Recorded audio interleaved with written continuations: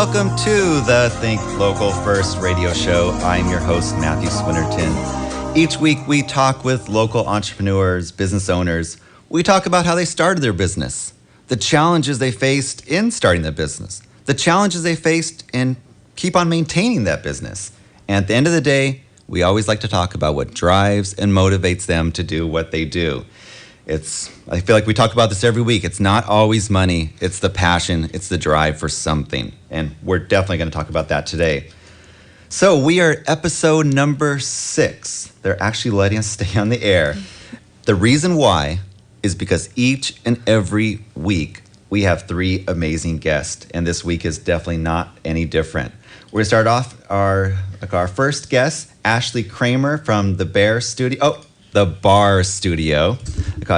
It opens today. What are you doing here? Well, we actually are done with classes for today, so we had a great opening morning, and we'll be back there bright and early. First class is at 9 a.m. tomorrow. Great. I can imagine you're exhausted, so thank you very much for coming today. Then we have Jennifer Ashby from Ashby Confections. Jennifer, I have a confession to make. What's that? So she brought a beautiful looking box of chocolates. I mean, even the box looks beautiful. And of course, the chocolates themselves look beautiful. But I don't like chocolate. It must be genetic, though. I don't know, because my son also doesn't either. But the good part for my wife is she always feels like there's more chocolate for her. Yeah. So, but I was watching, saw on Facebook yesterday, you had those caramel apples. Mm-hmm. Those look beautiful. So, you don't do always just chocolate. No, we have other things besides just chocolate. But the world loves chocolate. It's just something wrong with me. So anyway, we're going to be talking to Jennifer soon. And then we have David Kumec. Is that right? David, that's correct, yeah. David Kumec from Mission Hill Creamery.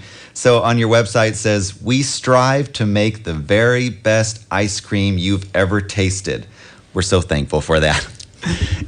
Does it seem that there's this resurgence of ice cream where it's not just like the thrifty brand chemicalized ice cream, but it seems like we have a few ice cream establishments in town that are doing phenomenally well. And it's natural food, isn't it? It's not just like these chemicals that you're throwing into the ice cream. Well, I think that's the key is people were realizing they wanted to get into a business that would last, and things that we know that aren't just fleeting fads are businesses that will last. And ice cream has been filled with chemicals and all kinds of cans of flavoring for so long. Everybody kind of eventually goes back to what their parents knew or what their grandparents knew. So we make a classic homemade style ice cream in small batches, and people really seem to appreciate that. Great. We're going to get into that definitely. So those are our 3 guests. If you have a question for our guest, please call 831-479-1080. That's 831-479-1080. Or if you have a comment, then you can email me, Matthew at Event Santa Cruz. That's Matthew at Event Santa Cruz, and I will ask your question or comment on the air. So let's get right into it. This is our first segment, how they started segment, or even maybe why they started segment. So let's start off with Ashley. So what is it? I mean, let's start off, because when I think of Mission Hill Creamery, we all know what it is. Everybody knows Mission Hill Creamery if they live in Santa Cruz. Ashby Confections, we know what you do. What is the Barre studio? So Barre workouts are a segment of workout. It's been getting popular for about the last 5 years. I actually did my first Barre class almost 5 years ago now. Okay. It's uses a ballet bar for body weight resistance, and then there are elements you'll recognize from fitness training, like we do planks and push-ups, some lightweight work, and then yoga and Pilates as well. So it's a 1-hour group class, total body workout, and it's challenging, very challenging. So when I think of a bar, I think of a ballet dancer, and I look at your website, and we'll talk more about your website soon, but I see these women that are in very good shape that are on the bar. Would me and David, would we come and have classes? I had a guy in class this morning. He was shaking. His muscles he was tired, and it's, young, buff guy came in, and So we use the ballet bar more for body weight resistance. It's for stability. Okay. And so there are ballet-inspired movements that we do, but mostly the idea is to work each muscle group to fatigue. So we do these tiny movements and isometric holds, and your muscles get to the point where they actually start shaking. And then we stretch and lengthen your muscles so you build strength and then improve flexibility with the following stretch series. And so it's fantastic cross-training for runners, cyclists, people who do a lot of sports with big, repetitive movements like that. And also for women, you mentioned there's a lot of women shown on my website. It specifically is designed to target some of the areas that they have trouble with. So but it's really attainable, it's low impact, and great for all shapes, sizes, ages, and genders. Awesome. So it opens today. Opened. Yeah. It's open. Yeah, it's open. It opened today. You had your classes. You're already packed. Tell me about last night. So last night, I actually got phone calls this morning. This is funny. I had phone calls from a few people who were signed up for classes today who said they drove by the studio yesterday to see if, where it was. And they called to make sure that we were still opening today, because at one point we had 6 different construction crews in there between painters and HVAC and I don't even know, the cabinet makers and the door guys and the mirror guys. It was absolute chaos. But slowly, one by one, they started leaving. And then at about 8:30 at night, the place became mine. And instructors came in. We did a dry run through. And I think I was there setting up retail and things till about 2 in the morning. But then back up bright and early for 8:30 a.m. class, which I taught. So you'll crash tonight. Oh, I'm going to sleep really well tonight. Yeah. So what I wanted to talk to you about is, I just think, so there's been a buildup. Maybe like a social media buildup or something. You've done this. It's like, I've known about you for a while already. But how important was that to build up? Because now, it's like you're almost sold out. Weren't this weekend your classes were pretty sold out? Yeah, we had 7 classes on the schedule this weekend, and 6 of them were sold out. 5 had wait lists, and we only had 3 spots left in the one today at 12:15. So how did you do that? How did you get that? Usually people are like struggling to try to find people into their classes or the gym or whatever it is. Why do you think that's different, and how do you think you accomplished that? Well, I think you mentioned you've known about us for a while. So I started with social media quite a long time ago, actually, pretty much as soon as I signed my lease. So back April 17th. Actually, okay. From April 17th until yesterday, we were at 6 months there. So from the day I signed my lease till opening, that's how long it's been. So I've been doing social media since that started. I invested pretty heavily, which you already mentioned my website, in the branding. And that's something that is near and dear to my heart, because I thought, there are really only 3 things I can offer as a business here. My brand and my personality, my studio space itself, and the classes. And I wanted all of those just to be of, the utmost perfection that I'm capable of. And so once the website was up, I think that people really saw that this was going to be an impressive place, and a little bit of buzz started to build. And then I hit social media hard. And in this area, I think word of mouth is so important. And so once a few people keyed into it and started following it, I've been shocked. In the last 4 weeks, I've watched every week my numbers on Facebook are doubling, and I'm over almost 500 likes, and the door just opened today. And, I did a little bit of paid promotion, but a lot of it was even just from content, like reposting articles about bar workouts or creating my own content. I have a blog, and so creating content and posting that there. And people have been eager and waiting for this. And I've been getting emails for months now saying, when are you opening? When can we come for classes? We want to try this. And even people from other cities saying, are you opening a location in San Jose? Are you? So it's been a lot of work. Right? Yeah, that's next. Maybe location number 2. Yeah.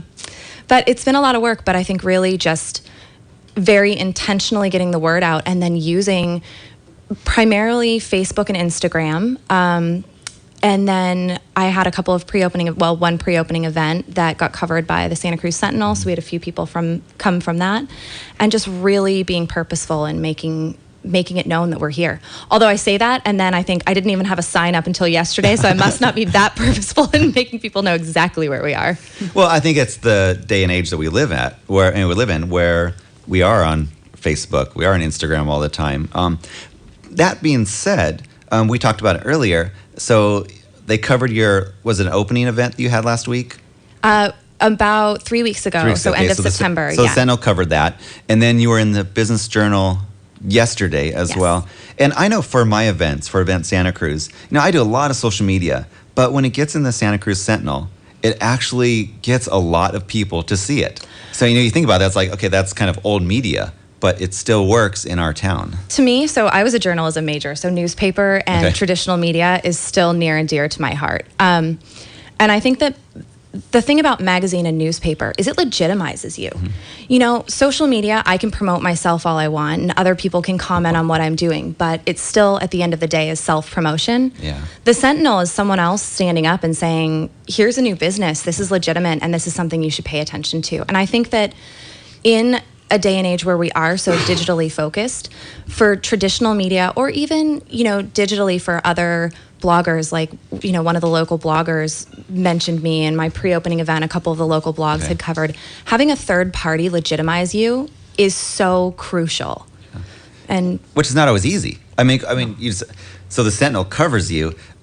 We wish that, at opening a business, every business owner would love to have them cover them when they open. But I think it's because, like what you said, this is something that I think people want. I think you've touched on a nerve. I never even knew about it really as a exercise. Honestly, I'm drinking Mountain Dew and I only weigh 135 pounds. We covered that last week on the show. But I think it's really a need and a want that you fulfilled. Well, I think it is. And something else just to mention there, in addition to the social media piece, I did approach the Sentinel, and I think that's an important piece where you say business owners want to be covered. Well, there's this idea, I think, a lot of times with entrepreneurs that if you build it, they will come, because you have this idea that you love and something that you think is really cool. But like you said, you didn't know about it, but there's a need and a want, and it's making sure that other people know you're there. And so I, wrote press releases. I sent them to local media. I was on the phone contacting their departments, leaving voicemails. I sent emails. I went on the Sentinel's website and sent emails to the various different editors. And, so again, being very purposeful in getting the word out versus just expecting people will notice. So I think you have the right combination of the entrepreneur has the idea, but also the sales background to know to go get it. And not just, because a lot of times, there's different types of entrepreneurs, and some like, okay, I'm a tech entrepreneur, I make this cool app, but I don't know what, if nobody sees it, nothing's going to happen. So anyway, I think you do great in that. Also, we talked about it, maybe it was yesterday we talked. It seems like it's so fast from when we actually booked you till now. But so you had Ted Holiday do your website, and you talked about brand. And you talked about you had a great site that you did right off the back. How important is that to have a great website for your business? For me, it was really important. I knew that for most people, the first place they're going to look after they hear about us is online. Mm-hmm. So it's a differentiator, and it sets the tone. The first impression for some businesses is people walking through the door. For me, it's going to be online. Great. Okay. Well, we're off to a good start. Come back soon. We're going to talk to David and Jennifer. Look forward to talking to you soon.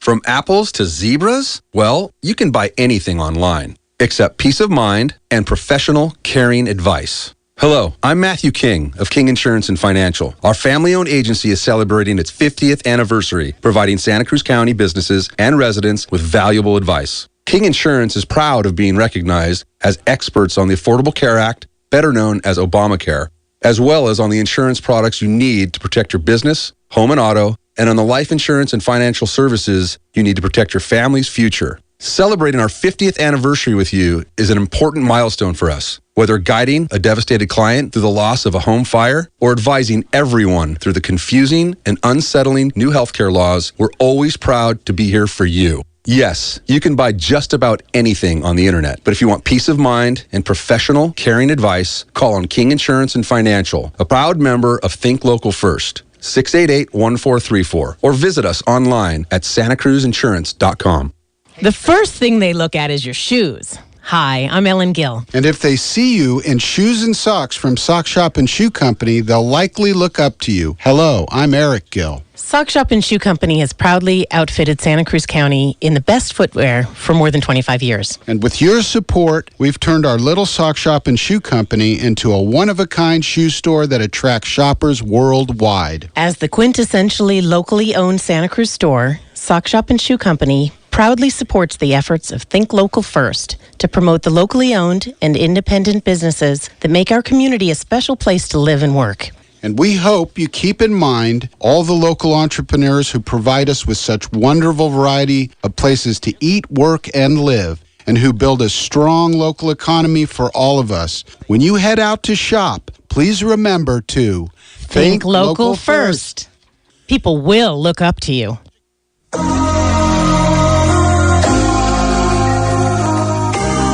Welcome back to the Think Local First radio show. Again, I am your host, Matthew Swinnerton, and you've interrupted us. We're actually having Ashby confections right now, all sampling. So let's get into that. Let's talk to Jennifer Ashby. So, Jennifer, what was like the bug that got you into thinking, oh, I want to make these great chocolate confection-like foods or candies? I actually fell into it. I went to culinary school for baking because I was always a baker. Different. And I was introduced to the confectionery arts there. And once I got out, I found in there that I really loved it, and then I started making them at home and really, really loved it. I was doing it all day for hours and hours, and I was just really, really into it, and I got a lot of support and encouragement to keep going with it. And so I, started renting space in a bakery kitchen and making them there, and continued to get great feedback, and was getting a lot of satisfaction and reward from doing it.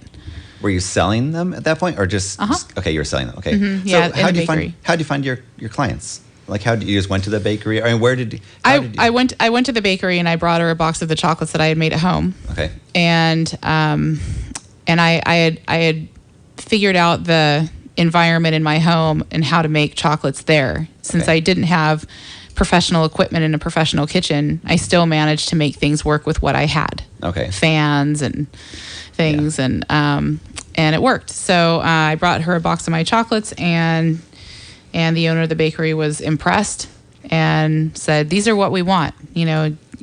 Definitely you should come work here." Okay. So I started working there and making chocolates there, and then eventually I started looking for wholesale accounts, and in going forward that way, and then developing a clientele at the bakery who have followed me. A lot of the clients from the bakery have followed me to my new location. Okay. So, two questions. One, the first one, so you went to culinary school to be more of a baker, and that was the idea. You wanted to become a baker? I mean, or what was the drive to go to the culinary school? Well, I announced that I was going to go to culinary school on the evening that I graduated from UCSC. Okay. And I wasn't really passionate about anything that I could do with my BA. And, these days to get a career in the field that you study, you need more than a BA anyway. Yeah. So I was going to need more school. And to be quite honest with you, after studying sociology at UCSC, I was really over reading. Okay. I was over it. And one of my friends on the phone, I was talking to her, and we were talking about, what am I going to do with my life now that I'm graduating? And I was at a loss. And she said, why don't you go to culinary school? You really love to bake, and you're so good at it. And my brother went, and he's a chef, and he really loves it. And I said, I never even considered that. And so I followed that, and I went, and I fell in love with chocolates, and I still love to bake. So what was it though?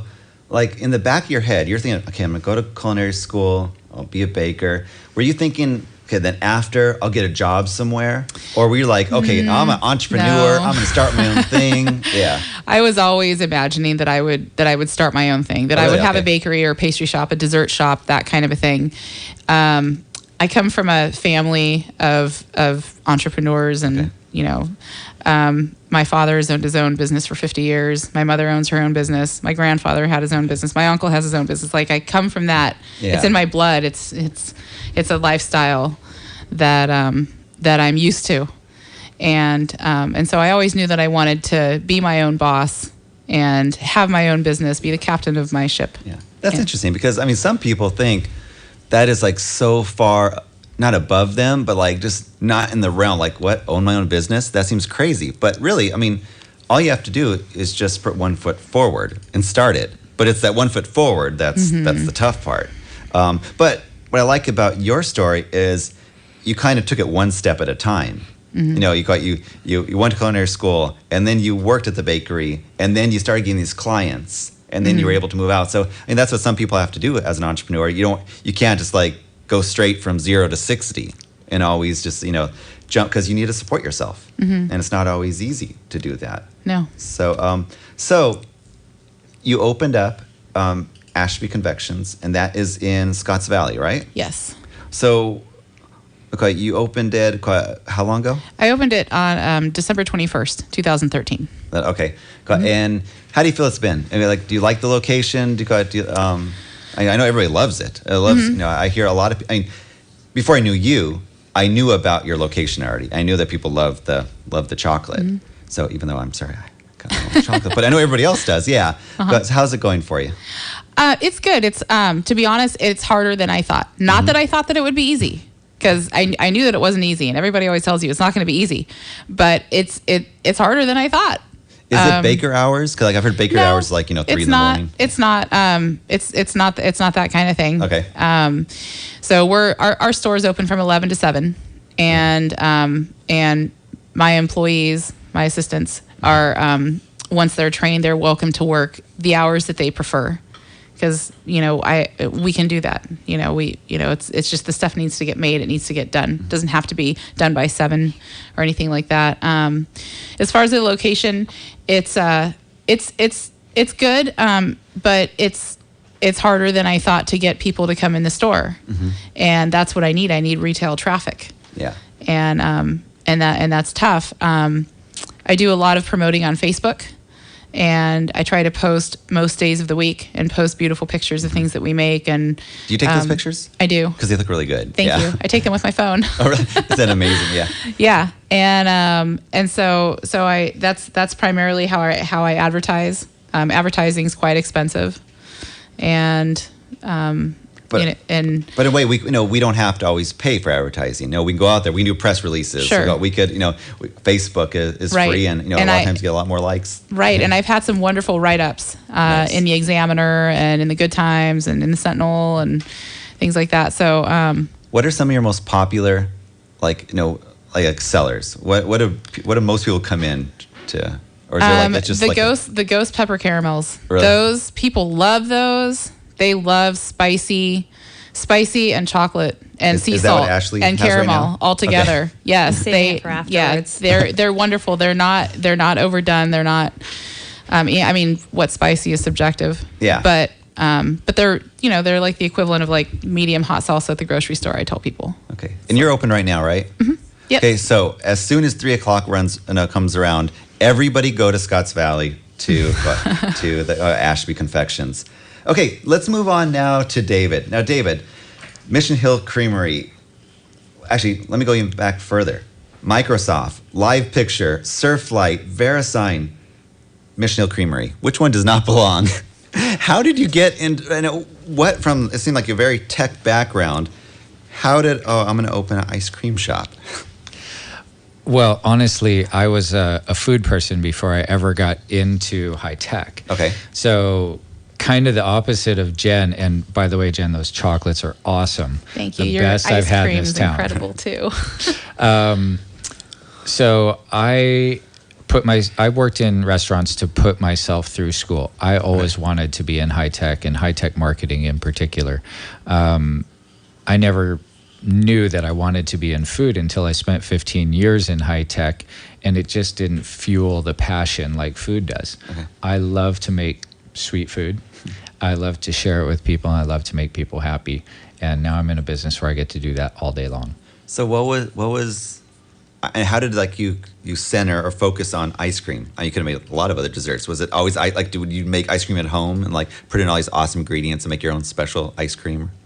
Well, when I was a college student, I went to university in Paris, in France, before I moved here to UC Santa Cruz. And there was an ice cream place there that was world famous. It's called Bertillon, and it's just in a tiny little spot in the center of town. What struck me about it was the flavors were incredible. The strongest, most intense ice cream experience you can have. But also, the owners close the store down for 2 months every year, July and August. Nice. All summer long, they're closed. Isn't that like the wrong time to close? No, because the rest of the year they have a line out the door and down the street. Okay. So I said, if I could do that, I'm in ice cream. There's no doubt about it. And being in high tech, He is, by the way, open 24. I know every day of the year, right? Now. every day of the okay, year. good. Yeah. Not Christmas. Yeah. Okay. But going back to the high tech thing, when I was in high tech, it just wasn't as exciting as getting that instant feedback of giving somebody great food and having them look at you like, what did you just do to me? I'm so excited now. And so I really wanted that. And after one too many mergers and acquisitions, I decided I'm going to learn something from the people who are always employing me and own my own business. Yeah. So, and it had to be food. It wasn't particularly ice cream. It could have been chocolates, but somebody already does it much better. And I realized that I could do this ice cream and compete. Funny enough, 3 different companies had the same idea around the same time, and I happened to be one of them. So 5 years ago, 3 ice cream companies opened in this town within 3-month time period. But we all do different things, and we don't step on each other's toes, and we grow in different ways, and we all have our fans. And you're all doing very well. Yeah. And it's an exciting time if you like ice cream in Santa Cruz, and who doesn't? Yeah. No, you got the what we call it, the ice cream triangle. So, how did you start the business? I mean, did you just like, okay, I'm gonna start an ice cream shop. Okay, I'm gonna open the shop on Pacific. And how'd that progression happen? It was almost exactly like that. So I had kind of cashed out what remaining savings I had and bought some equipment. I was going to move into a building on Pacific that used to be a yogurt store. Okay. So they had a lot of the equipment already and the infrastructure that I needed. Was that where Togo's was once? Exactly. Yeah, I remember that one, yeah. And then it was Cereality, and then it was something else. Yeah. Anyway, so that's where my store was going to be. I thought I had this locked down deal, and I was naive about this type of stuff. So the deal didn't happen, and I already had my equipment on its way to me. And I said, what am I going to do? Well, there was a commercial kitchen on Front Street. At the time, it was called the Culinary Center of Santa Cruz. And I contracted with them to put my equipment there and make wholesale ice cream until I could find a different place to have my store. Short story long, the regulations don't really allow for that type of thing. But we found a little loophole, which is there was a cafe there. And if I sold my ice cream as part of the cafe, I could make it there and sell it there. So that's what we ended up doing. It wasn't the plan, but it ended up being pretty exciting anyway. And from day one, we had these fantastic fans of ours and long lines. And almost a month after I opened, I got a call from somebody at the Monterey Bay Aquarium saying, we're trying out local ice cream companies because we want to serve local artisan ice cream here. And I went down one day with a presentation and 6 pints of ice cream. We opened up the ice cream, never got to the presentation, and signed the deal right there. See, that's why it's like you're always like a popular guy. I can imagine like you too. Both you and Ashley, you come to any place, you come with what you make. It's like you're popular right off the bat. Yeah. If you brought your bar with you, maybe. I think it would take a construction crew to get that thing over here, and I'm not taking it down off the wall. Yeah. Bring the crew from last night. No. So you have usually on any given day, like about 16 flavors. And do they rotate? Are they the same ones? They do. They're seasonal. At first, we rotated the flavors almost every day, and we learned that we were frustrating people because they would come in and then come back 2 days later and want the same flavor, but it had already been rotated out. Yeah. So now we go on a monthly rotation, and we display 16 flavors at any given time. 2 are always sorbets. That would be a non-dairy vegan option. And then we actually have 24 flavors per month that rotate. So you will get some rotation, but there's 6 or 8 flavors that are always there, the vanilla, chocolate, coffee types of things. Yeah.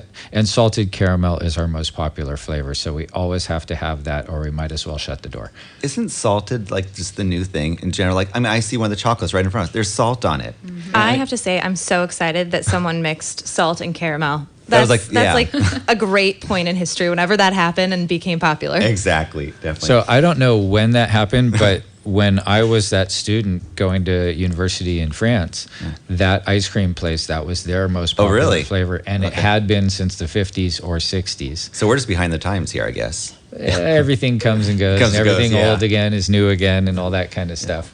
So, everything seems rosy and golden and great. I mean, everybody loves Jennifer's chocolate. There's Ashley opens the studio today, and there's all the classes are filled. David, he has lines around the block sometimes for his ice cream. It's all great.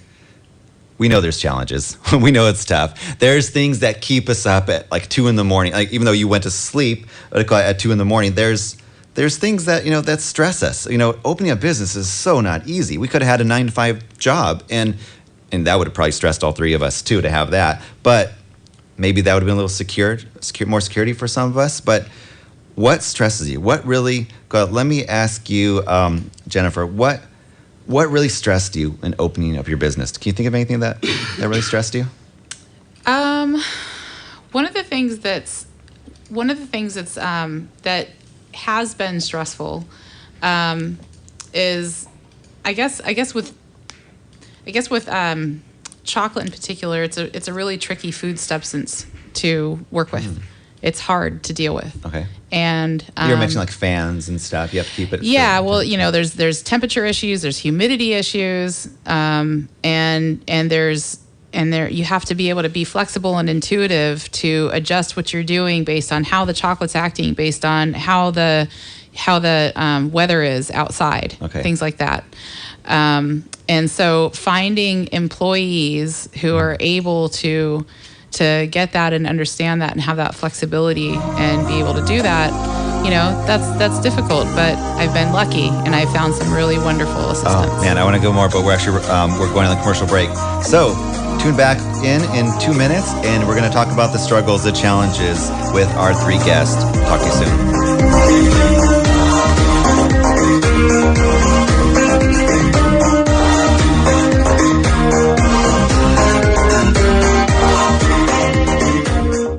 The first thing they look at is your shoes. Hi, I'm Ellen Gill. And if they see you in shoes and socks from Sock Shop and Shoe Company, they'll likely look up to you. Hello, I'm Eric Gill. Sock Shop and Shoe Company has proudly outfitted Santa Cruz County in the best footwear for more than 25 years. And with your support, we've turned our little Sock Shop and Shoe Company into a one-of-a-kind shoe store that attracts shoppers worldwide. As the quintessentially locally owned Santa Cruz store, Sock Shop and Shoe Company proudly supports the efforts of Think Local First to promote the locally owned and independent businesses that make our community a special place to live and work. And we hope you keep in mind all the local entrepreneurs who provide us with such wonderful variety of places to eat, work, and live, and who build a strong local economy for all of us. When you head out to shop, please remember to think local first. People will look up to you. From apples to zebras? Well, you can buy anything online, except peace of mind and professional, caring advice. Hello, I'm Matthew King of King Insurance and Financial. Our family-owned agency is celebrating its 50th anniversary, providing Santa Cruz County businesses and residents with valuable advice. King Insurance is proud of being recognized as experts on the Affordable Care Act, better known as Obamacare, as well as on the insurance products you need to protect your business, home and auto, and on the life insurance and financial services you need to protect your family's future. Celebrating our 50th anniversary with you is an important milestone for us. Whether guiding a devastated client through the loss of a home fire or advising everyone through the confusing and unsettling new healthcare laws, we're always proud to be here for you. Yes, you can buy just about anything on the internet, but if you want peace of mind and professional, caring advice, call on King Insurance and Financial, a proud member of Think Local First. 688-1434 or visit us online at santacruzinsurance.com.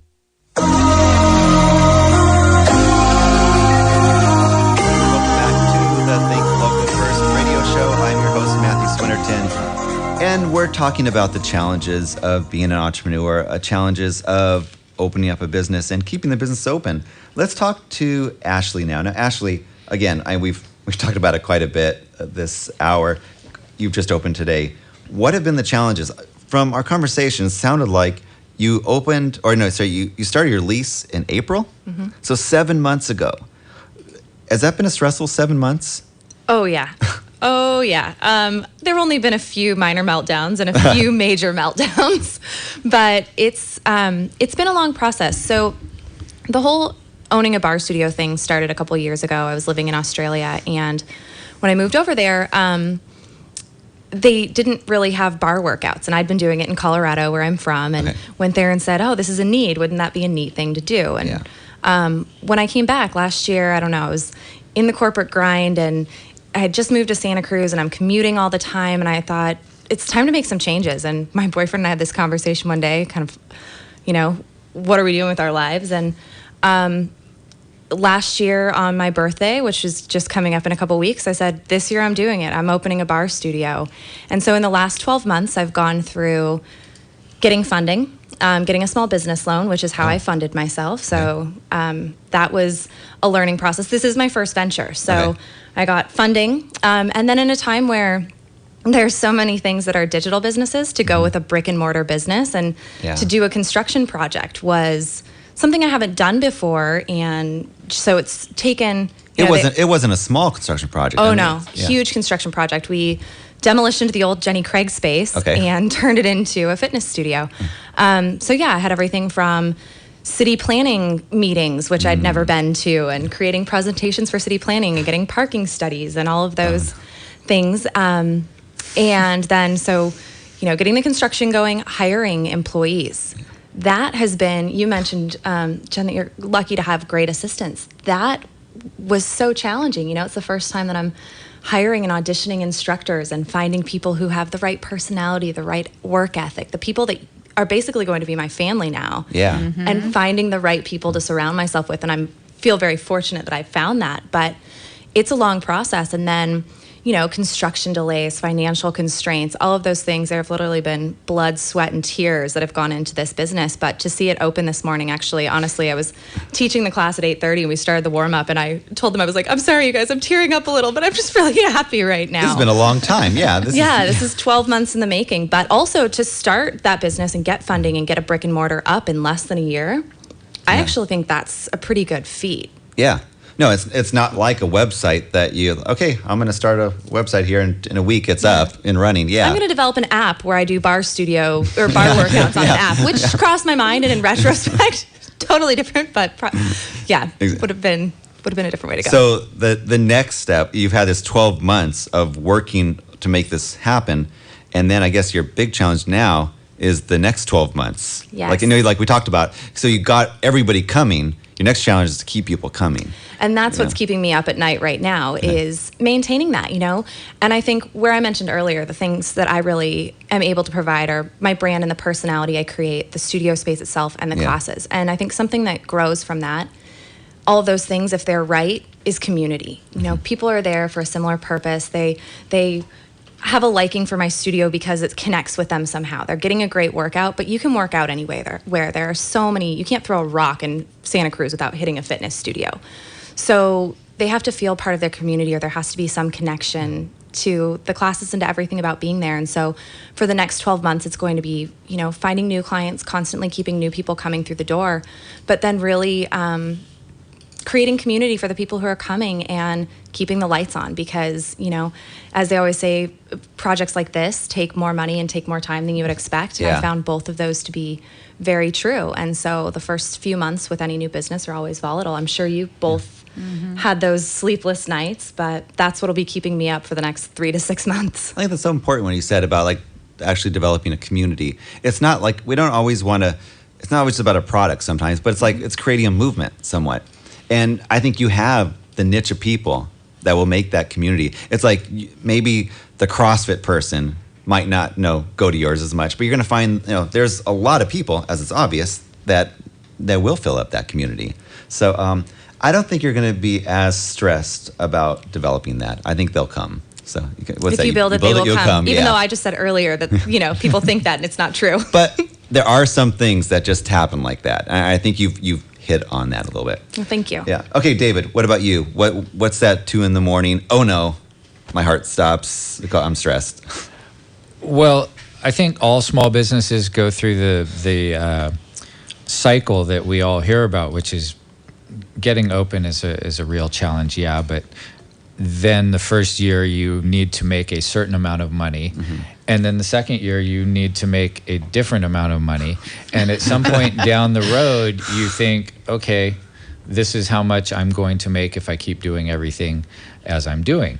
But I've got a wholesale business, a retail business, an events business, and at some point in time, they all have to mature into a point where you can see where this thing's going. You want to grow it. You want to strategize every year for the next year. So I'm constantly waking up in the middle of the night wondering if my plan is good, where it's going to go, and am I going to pay myself this year?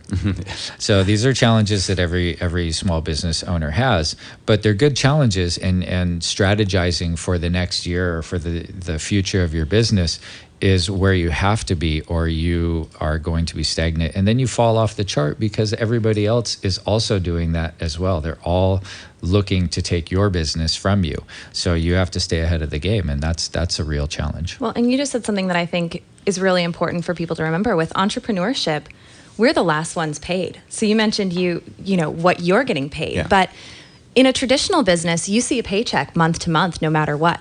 For us, it's rent gets paid first, bank loans get paid first, employees get paid first, everything else. So we get what's left. And so that's a very, it can be a very volatile situation for an entrepreneur, or it can be a great situation, but being able to properly manage that and strategize and understand your business well enough to know that at the end of the month, there's something for you, or if there's not, that you're going to be okay. Yeah. How long can you actually last with nothing? Yeah. Mm-hmm. Like you said, the first year, sometimes you don't make any money. Yeah. Some businesses, it takes like 3 years before you actually make money. So that is stressful. And if you have a family to support, a mortgage, whatever, that is very stressful. So, definitely something that keeps entrepreneurs up at night. So those are the stresses, but why we do it, why we I wouldn't say enjoy the stresses, but why we entertain the stresses is because we have a drive and a motivation to do what we're doing. So I want to ask Jennifer. Jennifer, what is it? I mean, what drives you? What motivates you every morning to wake up and go to work and do what you do? Well, I really love what I do. Mm-hmm. I really love making delicious chocolates, and I believe in my products.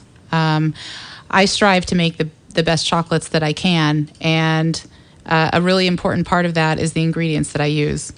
And traditionally, a lot of candies and chocolates have been made with jars, bottles, jugs of chemicals and artificial flavors and essential oils, or even worse, just flavor oils and compounds and things. Okay. And we don't use, we use very little of that. I use peppermint oil and vanilla extract sometimes, usually the bean. Okay.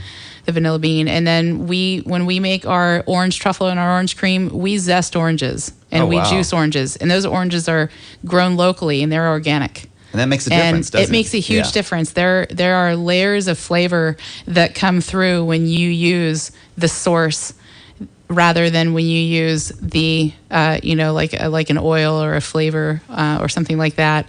And I've proven it to myself and others time and time again when I've made the same chocolate with orange oil versus orange zest, or lavender flowers and Meyer lemon zest versus the oils.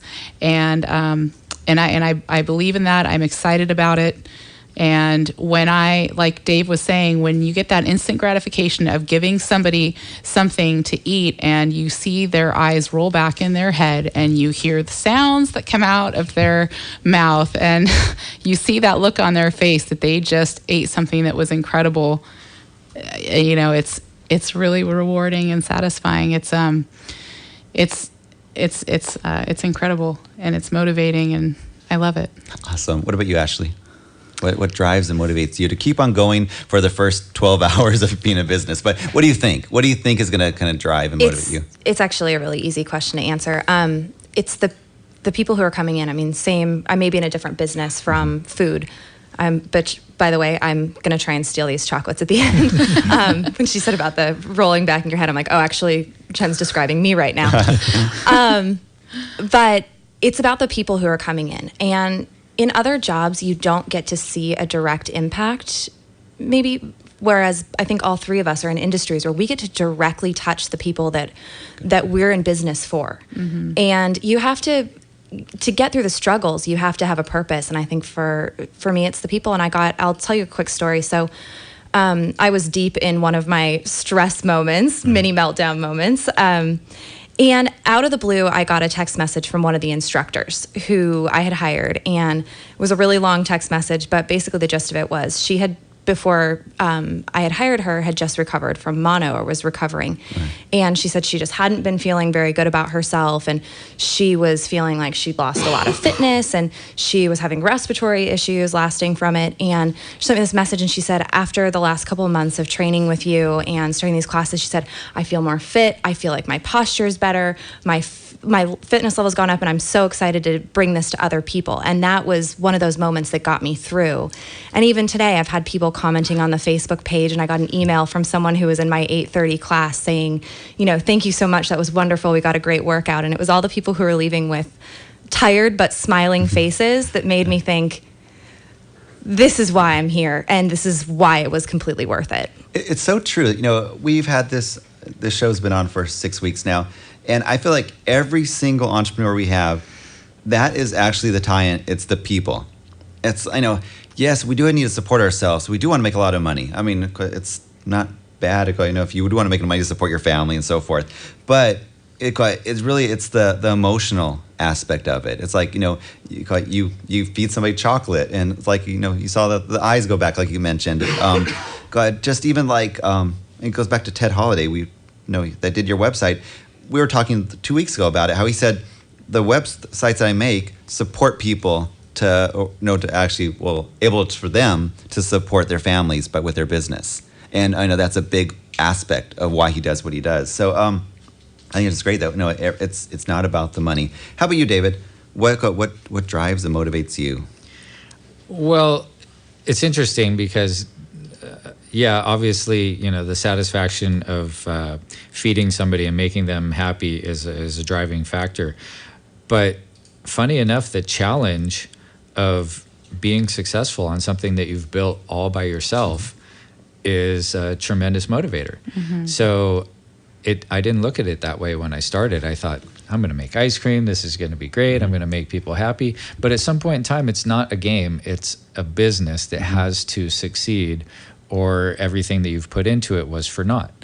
Maybe it was fun, but so the challenge of growing this thing into something that lives on its own and lives for a long time, and wherever that path may take it, as long as it's successful and self-sustaining, that's one of the main motivators. And the other main motivator is I want to teach my children that working for yourself and building your own thing can be a very satisfying and successful venture that pays you everything you need. Yeah. It's interesting. I know for me, and correct me if I'm wrong, or if you guys feel the same way, a lot of it is just about creating something. I mean, you guys have created really something out of nothing. I mean, that logo, that Mission Hill Creamery, that was not around until you came up with that. The Barre studio, there wasn't a Barre studio that you spent 12 months working on. Got these chocolates. I mean, you're creating not just a business, but you're creating even confections every day. I think that's what drives a lot of us. It's like, you've created something that everybody knows, and it's like, oh no, it's just that a lot of times on the show we talk about the cool factor. And if you create this really cool thing that gets people excited, that gets people to line up around the block. So I think that's pretty cool. Well, this show is supported, and I wish I mentioned that sooner. I want to mention this show has sponsors we have to actually pay for things that happen here. So we want to thank Jabico Enterprises, King Insurance and Financial, the Sock Shop, and the staff of Life. Thank you so much for your support and supporting the Think Local First community. So, that is our show. Every week we have amazing entrepreneurs. Next week we have something a little bit different. We actually have Cruzio, Cruzio Internet. We have Peggy and Chris and one of their engineers, which is a little different. But Cruzio actually has had, it's 25 years that they've been in our community, and that's basically providing internet service. They're having their 25-year anniversary. It's amazing. The internet's been around for about 25 years. You were 5? Yep. I think, yeah. Ashley was only 5 years old when the internet happened. So anyway, look forward to that for next week. We do have a cool announcement. So last week we were looking for a producer to basically produce the show. And Darren Odin from Odin Creative Media is now officially our producer. Thank you very much, Darren.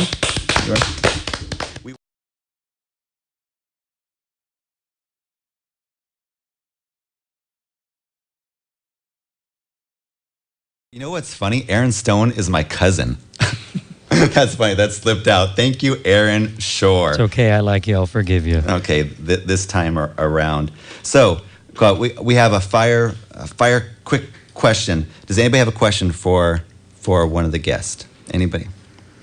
I would. Ashley, go for it. Since I'm the new kid on the block, I mean, everyone gives you their free advice for the new entrepreneur, and I'm like a little sponge. I'm soaking all of it in. So if you guys had just like one little piece of advice for the next 6 months or year or 5 years, just if you have a little tidbit, I'd love it. I have a good one. Go for it. So find a group, a nonprofit group that is squarely in your target market and donate to them. That's a good one. Or you can also talk about a nonprofit group. Join Think Local First. Glad that that was a good plug. Yes, that is nice a very good plug. But isn't it true? I mean, you really want to get involved in groups. It really helps because Santa Cruz, as a community, a business community, whatever group, not Think Local First, whatever, we're very supportive. I feel like Santa Cruz is a very collaborative, like a business-minded group that we know really help each other out. Anyway, that is our show. So tune in next week, same time, same bat channel, 2 o'clock on KSCO. You were listening to the Think Local First radio show. See you next week.